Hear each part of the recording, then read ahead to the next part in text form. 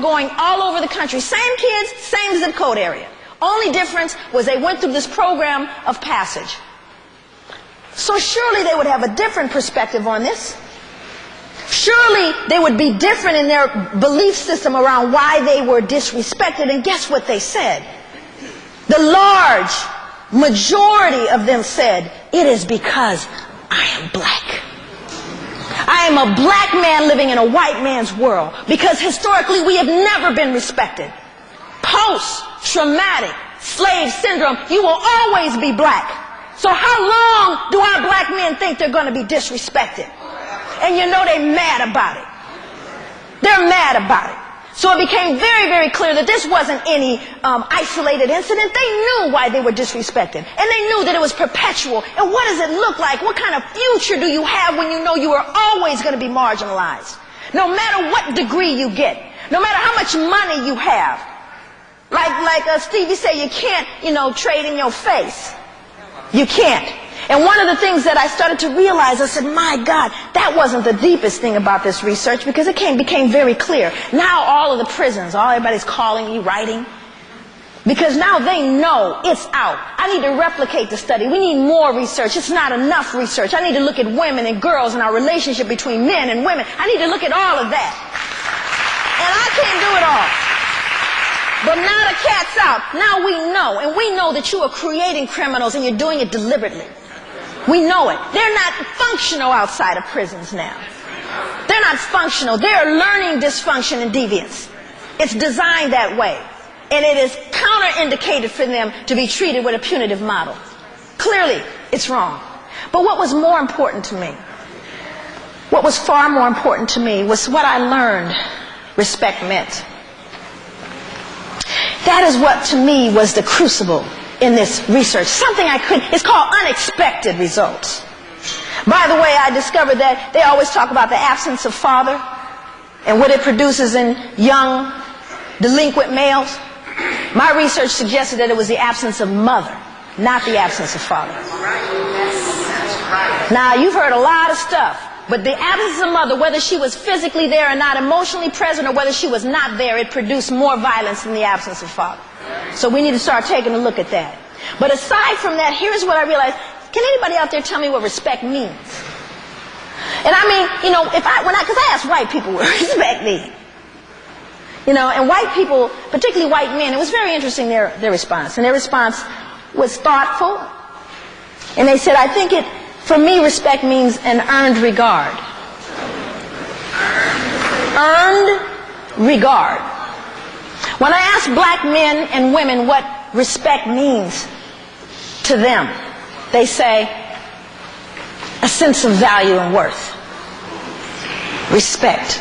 To be treated with a sense of dignity, value, and worth. I asked my husband when my grandson was born, I said, does Nasir have worth? And he says, of course he has worth. I said, what is his worth?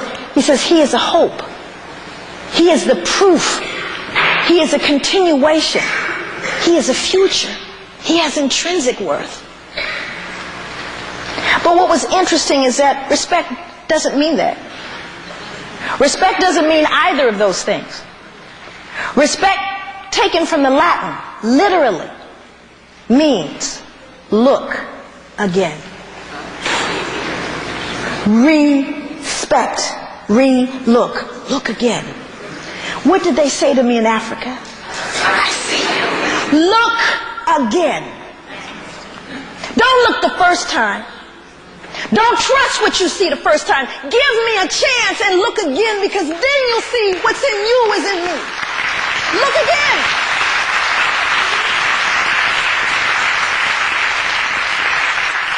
So not only must they look again, we must look again. We must respect. It is so powerful, and it took me all the way back to the homeland. We've got to respect who we are. We cannot do that if we don't know who we are. We cannot correct what we don't understand. And we cannot apologize for having the courage to talk about what hurts us. We have never been given permission, nor have we given ourselves permission to talk about our injury. Post-traumatic slave syndrome is not something odd. Naeem Akbar talked about it. James P. Comer talked about it. Asa Hilliard talked about it. Wade Nobles talked about it. Your grandmama talked about it. Your grandfather talked about it. Your sister talks about it. We just put a name to it. But it's been with us, friends, and there are things that we've got to let go of. We've got to stop injuring ourselves, and we have to start looking more closely at that injury, something we have never given ourselves permission to do. We have a Holocaust that we have never honored.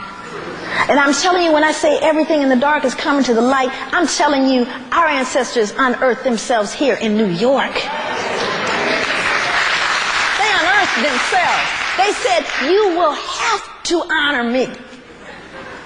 There's no choice. Everything is getting uncovered. And it's not an easy thing. This is a painful process. But be patient, for thy Lord is patient.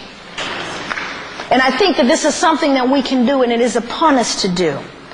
I know folks know that this is not a popular subject, nor am I looking for the permission of white people to talk about it.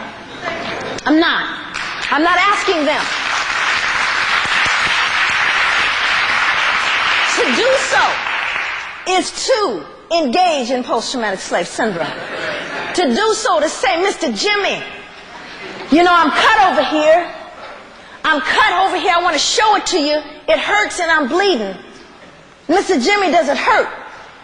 And we will ask Mr. Jimmy, and if he says it doesn't, we go, well, if Mr. Jimmy said it don't hurt, it must not hurt. I'm not getting ready to ask anybody about my injury. I'm not getting ready to ask anyone to validate, accept, or approve of that. But understand, we need to look at this thing systematically and in the right way. In every way. We need our own truth and reconciliation. Are you with me? Yes. We need to be able to speak our injury. We need to be able to do that cathartic step. And then we need to move on to the next step, which is healing. Folks have asked me, what do I hope for? I hope for truth and reconciliation. I hope for our economic self-sufficiency. I hope for the stability of our families.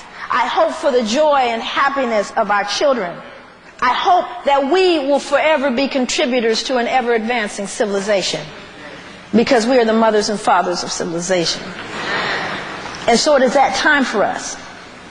So I want to close with a wonderful statement that I often read, because it is so powerful.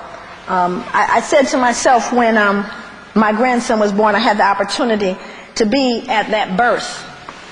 And I thought before my grandson was born that I could retire. And when I looked at him and I gazed into his eyes, all the rest of the world became ashes. Became ashes. And I said, I have to do it for him and for little Naya, my granddaughter. I have to do it for them. Because if we do it, it's going to get done. If we don't do it, it won't be done. And we will continue to be injured and to wonder what's wrong.